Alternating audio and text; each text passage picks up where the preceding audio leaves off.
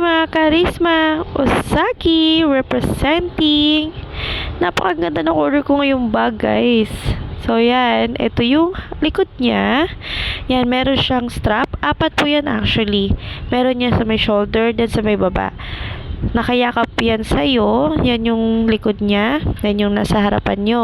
Then, ito, meron siyang dalawang lalagyan. At ito po yung lalagyan ng cellphone. Then, may strap siya para hindi malaglag yung phone natin. Then, ito yan. Yan yung mga dalawang lagayan na hindi natin ang pwede natin ilagay. Basta maganda siya.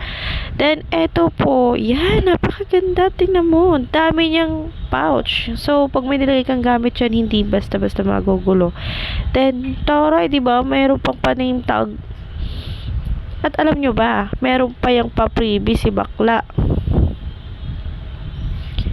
Ito yan, oh. Oo, di ba? Lagayan na susi. Then, Osagi sticker.